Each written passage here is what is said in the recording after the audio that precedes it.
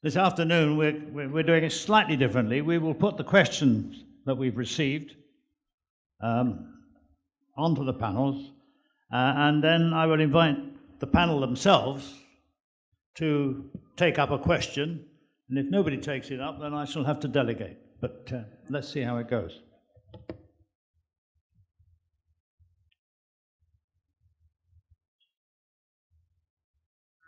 Yes. Okay, again, we have so far received about 15 questions submitted to the computer. And this is the first question. And the need for new regulations and Come on, we don't need to read it. Everybody can read. All right. I think everybody can read. If anybody can't, put their hands up, please. Okay. Now, from the panel, Mr. Song. I will go first, because some of you probably know that the Building and Construction Authority in Singapore is also a regulator.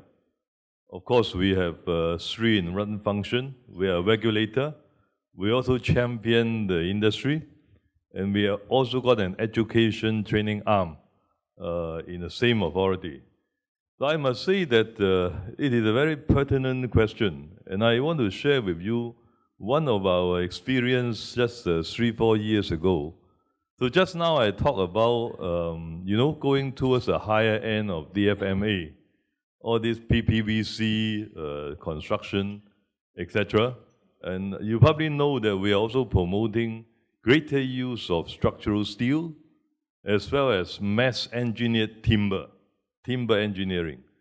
And I must say, in this part of the world, Singapore in particular, our engineers, civil engineers included, are not quite well trained in the use of timber and PPVC, steel to a lesser extent. So when we started the journey, there are lots of problems raised by the industry, raised by the structural engineer, raised by contractors. How can you stack boxes up 40-story high? And if these are concrete boxes, you know how heavy they can be. There will be design problem, there are logistic problem, construction problem whatsoever. And they raise one more problem, the regulator. We have a system in Singapore, we have a one-stop submission process using 3D BIM. It covers all regulators: building safety, fire safety, drainage, sewage, etc., etc., including transportation. So they have raised so many of these problems. We thought that it is really a real problem. If you let them go from one agency or department to another agency, even if they take 1 month to get a decision, you need 16 months to get through any new innovation. So we thought it's not going to work. Can we do something differently?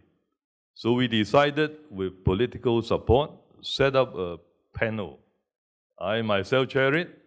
We call it the Building Innovation Panel. We promise the industry, anything new that you submit to us, we give you an answer within 2 months from all the agencies. So this panel would cover all these 16 regulators, and we have to report back on a quarterly basis to the high up what happened to this innovative proposal. And as a result, I must say we are fortunate, we work together, and so far, any new proposal come to us for approval, in principle approval, we gave an answer within 2 months from everyone. So you don't have to go from pillar to post to go through every single regulator. It is not an easy process, but I'm saying that as a regulator, we can enable innovation if we can work together. Where there's a will, there's a way. I think that. David. Yeah, can I make a quick comment? There's a healthy tension between regulations and innovation. There always will be, and there should be. And the right regulations can drive innovation. We've seen that in environmental standards, for example. And sometimes companies cheat. We saw that with Volkswagen and the diesel emissions. And what I liked about Robert Mayer's presentation this morning is that you can instrument your environment, your infrastructure, and produce data about performance What we did in London was make that data available, publicly available. We can gain a better quality of transparency about how our infrastructure is performing in the future by harnessing sense data.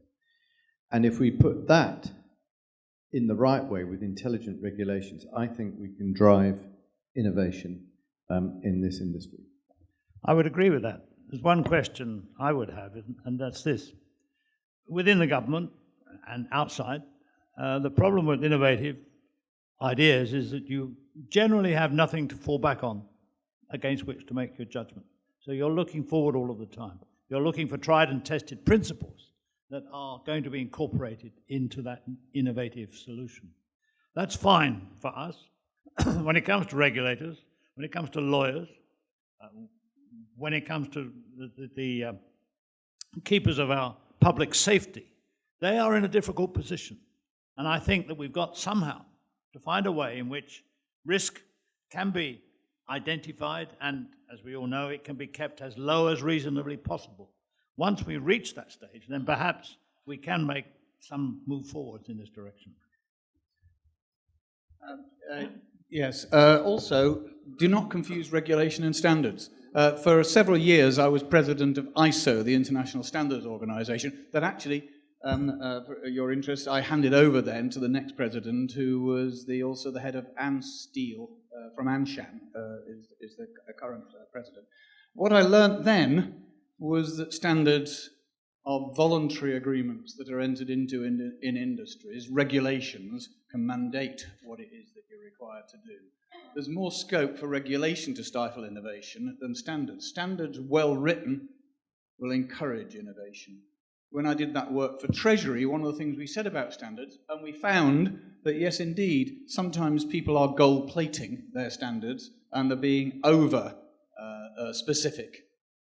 We try to say, could people start looking at things as a RAG rating? In other words, red should be the stuff that you must do it this way. I think in the front of Russian standards, it says non-compliance can result in imprisonment. So you know where things are mandatory. Amber would be something like, this is good, this is what we'd expect you to do, and greens we'd expect you to come up with something different, something innovative, but this is the general area we'd like to do. And I think that way of looking at standards, and of course in different industries, like in the nuclear industry, there'll be a lot more red stuff, whereas in other industries we'd like to see far more amber and green, which were more optional. I just have two dedicated comments. One is ICE can do more. For example, this September I've been in London, is a building smart organization for BEAM international specification. It's totally open. So I got chance is for the marine engineering, the BEAM international specification. So ICE should learn from building smart, can get more influence. Number two, this October, the WFEO will jointly with IC celebrate 200-year anniversary. So it's a link to the United Nations. So we can influence this organization for more international language. So otherwise, we already talk innovation. So for the specification, different areas, they have their dedicated condition. So ICE should, as a leading, especially in the civil engineering area, for international specification. Thank you. Any other comments from the panel? One final remark I would make on the Kai Tak Sports Park, where we're looking for innovative ideas, because that's all subject to Buildings Department review, although it's a design build. We have made it quite clear that where proposals, innovative or not, comply with the ordinance, they will be dealt with by the supervising officer in his own right. Where there are areas outside of the ordinance, i.e. new ideas, they will have to go to a panel in support of the supervising officer. Now that, to me, I think is an approach that might be generated, and I think ICE could well look at an approach like this, where a principle is tried and tested, is within the scope of the innovative idea, it should be almost acceptable. Where it goes outside, there must be recourse to a higher panel with, as we were hearing from Singapore, an immediate response ability to deal with that. Thank you. Shall we move on? Move on next. More regulations and standards. You can see what the problem is here. Who would like to pick this up? Thomas?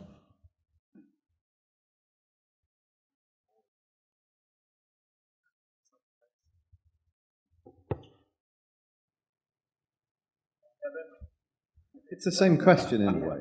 I mean, it's the same question. And smart regulations can drive and incentivize, and badly written regulations hinder. And I think that's... there is an issue here that regulations probably have to be more horizontal as well as vertical, because we see things still in their silos in terms of regulation. But do we think it's possible for our legal colleagues and our insurance colleagues to join with us in defining who should own the risk, how should the risk be shared, and how should the parties involved? I mentioned predictive models. Right? I mean, insurance is going to have a bad time in the future, because the only reason why we've got insurance is people are uncertain about what accident's going to happen. As we get more accuracy in big data and machine learning and predictive models, the delta between the risk and the accident and so on is going to decrease, and insurance markets are going to go into chaos.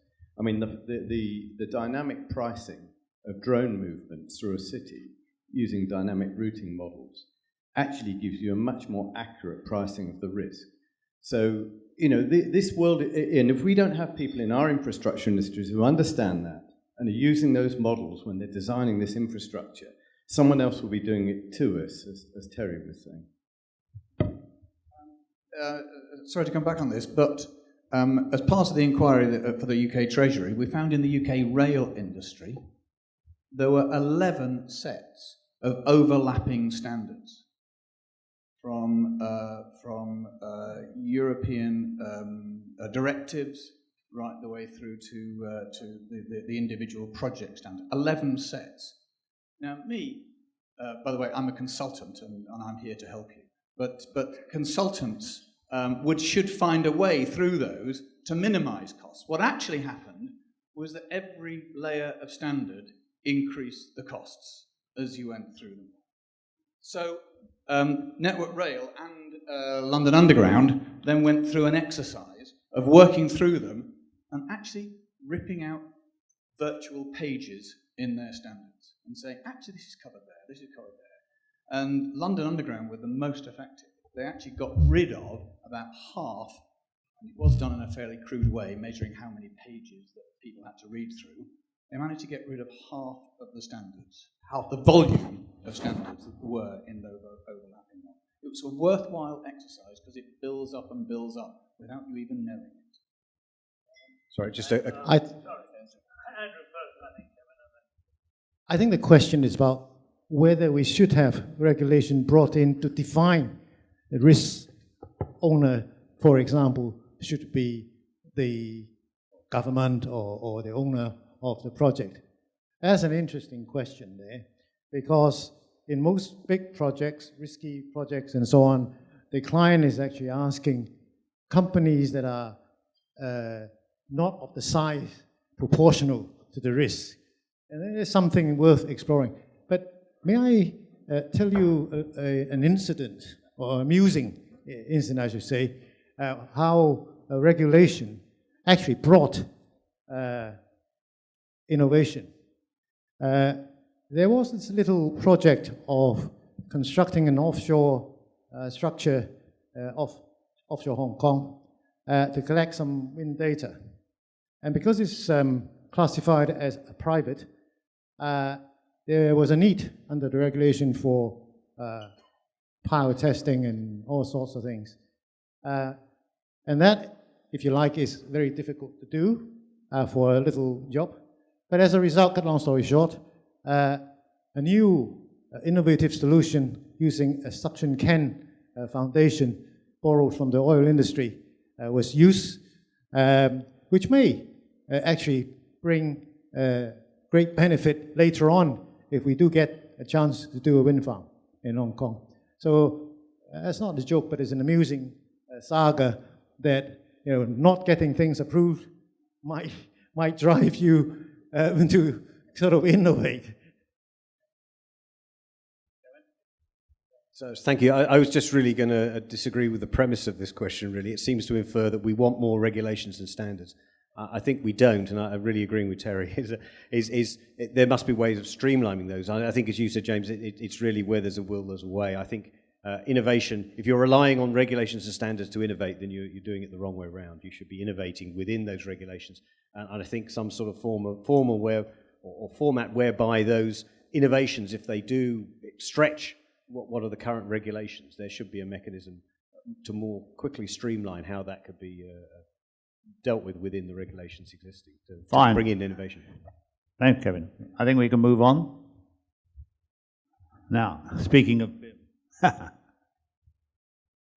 this is definitely Thomas's question. Speaking of BIM, beginning to use many people, blah, blah, blah. Come on, Thomas. Maybe without answering this question, I think I would like to maybe cite a real sort of problems, I think, for the BIMs or industry. In the meantime, I think when we do BIM, I think we need two people to do it. One is the BIM modeler, and another is the sort of engineer, I think, sitting side by side. I think unless, I think, we sort of build up that expertise, I think no matter what you're going to say, I think it's really going to sort of rupture the whole sort of system. I'll jump in here as well. I've worked with Thomas on BIM models or his company. I think it's very important that in Hong Kong that we're not there yet. There's a lot more to be done in terms of implementing BIM. I think there's not enough experience. We need to seriously implement it. As a client, I can say we started by dipping our toes in some sort of 6 or 7 years ago. I think every client, if you're thinking of BIM, do it, start it. But beware, it's not the universal panacea for everything. It is a tool. It's a very, very powerful tool, and I think it's the future in terms of how we design. But it needs a mindset change in the people using it. As I said before, it's not a matter of training up your CAD guys to become a BIM guys. You're missing the entire point if that's how you think it is. It really is. It's quite a sea change in the same way that design for manufacturing is. You need to think right at the beginning and start it. You can't just sort of add it on as a layer. And so we are putting stringent requirements in BIM within our consultancies and our contracts. And that's why I said earlier that the supply chain needs to respond to that, I hope. But we will be requiring it. And it is a challenge, I think, to implement it properly. Can I, again, just to share with you our experience in this journey? It's a very difficult journey. I remember almost 20 years ago, 1997, 98, some of our companies started to use BIM for projects. But we have been just having this kind of ad hoc experiment for more than 10, 15 years. Nothing much happened. Until about 5, 7 years ago, we decided that this is really the way to go. And then costs of the software and hardware have come down a lot by then. But we also know that just by contractual agreement, even legislation, it's not going to work if you don't do other things. What are these other things we are talking about? Number one, I believe there must be incentives to help the industry to lighten this huge cost they have to incur at the lower end of the learning curve. And that learning curve is extremely steep, even though you have done 2D CAD and all this for many years. So we have set up funding support to help the industry to buy hardware, buy software as training. We even subsidize training. The other thing we did was within the authority, as I said just now, we have an educational training arm. So we also created many different types of courses for different types of profession, architect, engineers, QS, contractor, at different level, at the professional, the executive, and the technical level. And we have been doing this for easily 4 or 5 years to build up that capability within the industry. So what I'm saying is that no amount of legislation and contractual agreement can work if the industry is not ready. How to get them ready? They must be trained, and that is going to take time. So we must learn how to walk before we can run.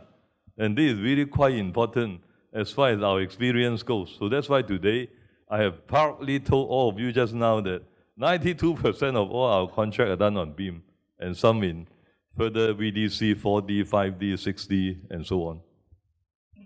Yes, I just want to add, I think for the government, for the CIC, I think now we have the task force, and I think now we are having those training courses. But I think John is right. I think we need to get some sort of sponsorship, I think, around this. I think there's a lot of misunderstanding in Hong Kong about BIM, unfortunately. We have just completed a BIM project specification for the sports park. And basically, that is drawing together all of the various aspects of BIM which are available in Hong Kong, particularly in terms of the hardware software. And then it's more directed as to how that will be applied to the project, in what areas it will be applied to the project, why we want it to be applied to the project, and how we see, for example, in project management terms, if you're using 4D BIM, you can look at drawings and see exactly where the project has got to in terms of your program. I think a lot of people, as of yet, do not understand that. So I don't think it's a question of stringent requirements. I think it's a question of hands-on practical requirements that need to be written.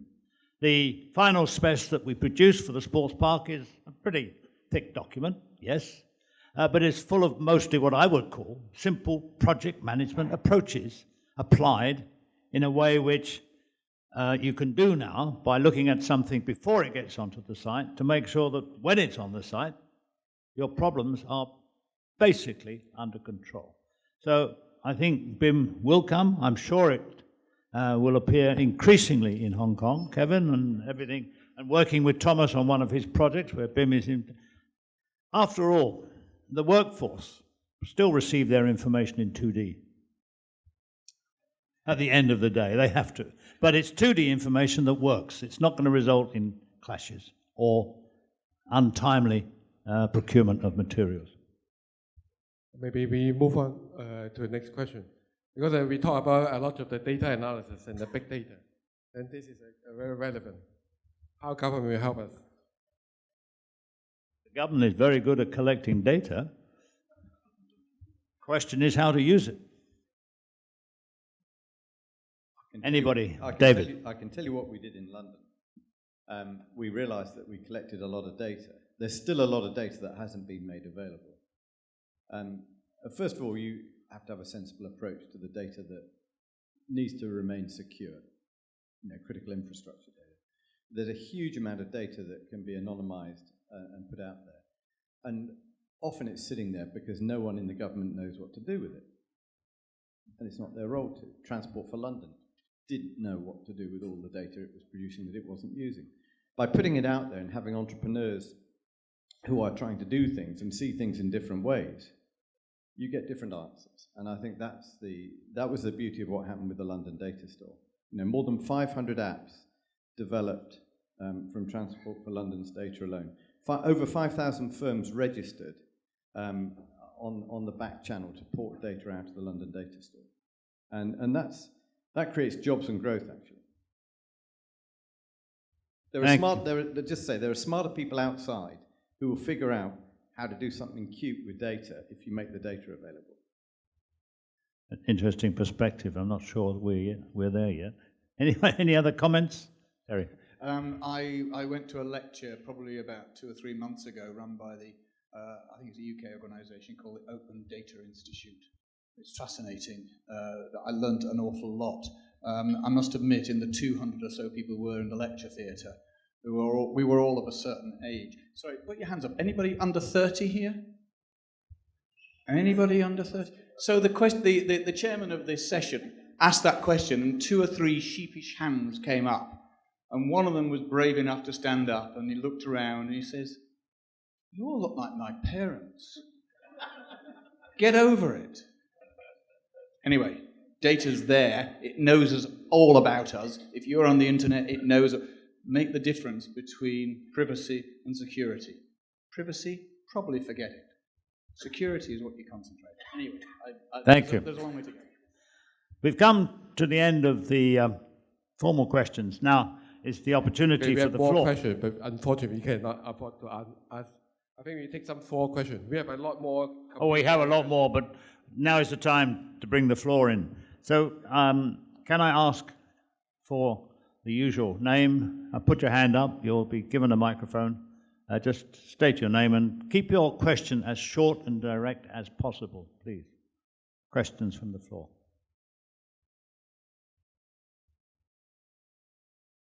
Oh, very satisfied audience. Very satisfied audience. So it's either that or it's that time of the day, I think. No questions from the floor? Well, you've had your opportunity. No, we carry on. Well, in that case, let's see.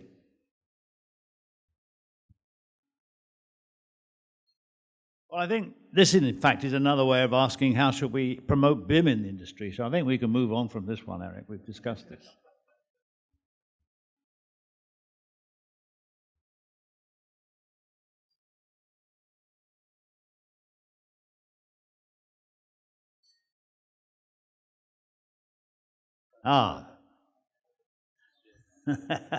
Mr. Sun, already mentioned.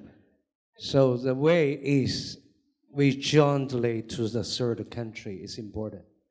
So for this point of view, CCC, we got quite a success with the UK government, UK company, with the French government, French company, with the German government, German company, to other Africa country, Latin America country. So we got our subsidiary company in Hong Kong. So it's better we can join together. I don't think the Belt and Road can bring more in domestic Hong Kong because infrastructure in domestic Hong Kong already well developed. Also see you here for the third running way airport, but the big market is on the third country. So we can join together. Can I just add to this? Because 2 or 3 months ago, I accompanied Leung Chee-ying when he took a party around the Bay Area. What struck me was the fact that whereas in China, the planning, the development thinking is probably about 1 or 2 decades ahead, which would include, i.e. 10 to 20 years ahead. In Hong Kong, we're lucky if we're looking 2 to 3 years ahead. So somehow or other, in Hong Kong, we've got to open our eyes to a much longer planning timescale. Do you agree, Mr. Sun? And also, so a lot of engineers from AE come here, and also Arab. So we also jointly to Malaysia, Indonesia, and together. Of course, we in domestic Hong Kong, but mainly is in other countries. And I think Hong Kong engineers, they know international better in domestic mainland Chinese engineers, and especially engineering language. So it is an opportunity for we going together for this. I think you said we're not talking that far away from, I think, the sort of roads and belt. I think the Big Bay Area is much closer. And again, well, Jim is right. I think we better sort of expose ourselves to those environment and what value I think the Hong Kong engineers can be able to contribute. And I don't think we need workforce to go there. We really need this sort of digital project management that would really add value to the sort of the mega project that would be in the sort of Big Bay Area. I think Andrew sort of the BIM, all this sort would really be adding value to the whole sort of project management. That definitely is the way to go. Thank you. One more question, I think. Yeah, if any question from the floor? If not, I will ask the final question. Kevin.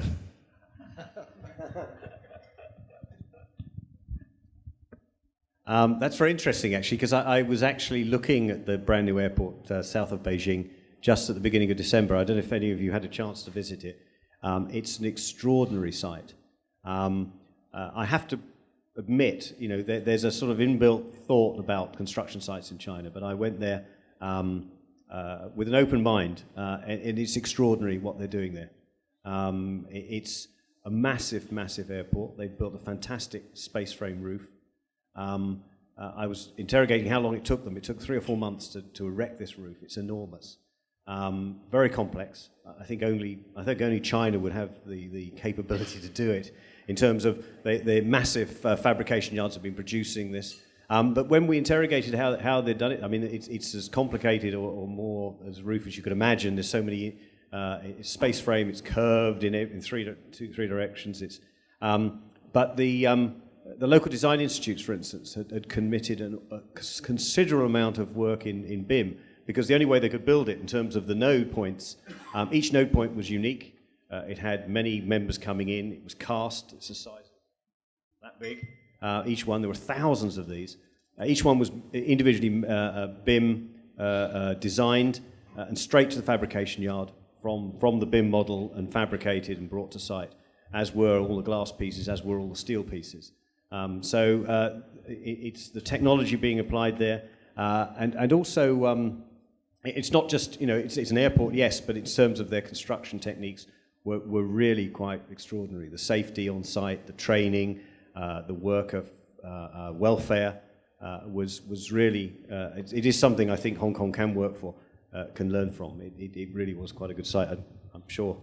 Also, CCC involved with the new airport in Beijing. Now CCV become the strategic partner for China National Aviation Bureau to reorganize the design and the construction committee. It's under the government of Goyang. So I just give you an example. For fixed wing aircrafts, in USA, it's more than 200,000 aircrafts. But in mainland China, if less than 20,000, it's 10 times difference. But according to economy and population. So according to Chinese national plan for coming few years, 500 more big airport needed to be built. But honestly speaking, for mainland China, no sufficient engineer and construction capacity can afford this big amount. So this also opportunity for Hong Kong engineer. So we can join together. If you are interested, you just contact me. Can I just blow the horn for Hong Kong a little bit? What can Hong Kong learn from them? Well, that may be a question today. But when the original airport, under the Airport Core program, was planned, it was a highly innovative airport at that time, and still remains, as Kevin has said, a standard which is at a high level across the world at large. Now, I would truly believe, perhaps humbly, that actually China, elsewhere around the world, have learned from Hong Kong. The things that we introduced into the airport at Hong Kong, of course, were no air conditioning systems up in the roof, put it all at ground level, where it stands and provides an environmentally sound infrastructure, because warm air above, cool air below, where you need it, the check-in desks, the distance, the time from leaving your airport to reaching the immigration was no more than the time that it used to take at the old Kai Tak airport. Why? Because we introduced the travelator and we introduced the driverless trains. So all of those were simple design concepts. Stay at one level, for example. That is still one of the, to me, outstanding features of CLK. From the time that you leave your airport, you basically stay at the same level until you go through immigration into the baggage hall, unless you actually take the train when you go down a level and then come up a level. So, in summary, I think Hong Kong, in this instance, has led the world, and I think it will, as Kevin has reminded us, continue to lead the world. I think I'll jump in there, because obviously I'm fiercely proud of the airport, and I'm very happy to work there. I think you're right, and someone said to me a while ago from another country, said, all the airports seem more and more the same these days. And my simple answer is because so many have copied Hong Kong. That's why. And I believe that to be true. You look, the innovations, as James said, brought in, have been copied. In fact, there's one airport I won't mention in the Middle East is actually an exact copy of our airport, just scaled down. Unfortunately, they missed all the great planning things, so it actually isn't as efficient as our airport. But so I think copying is the most sincere form of flattery.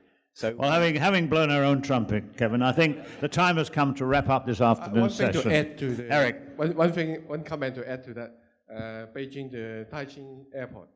I think no doubt the engineering, design, construction is excellent. But what I find amazing is from planning, construction, and opening can be done within a few years.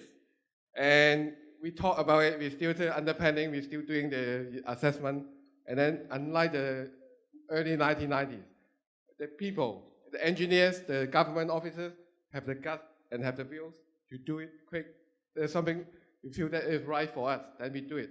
And then we find it 20 years later, that is the right decision at the time. And then my son will blame me 20 years later. I didn't make the right decision for them now.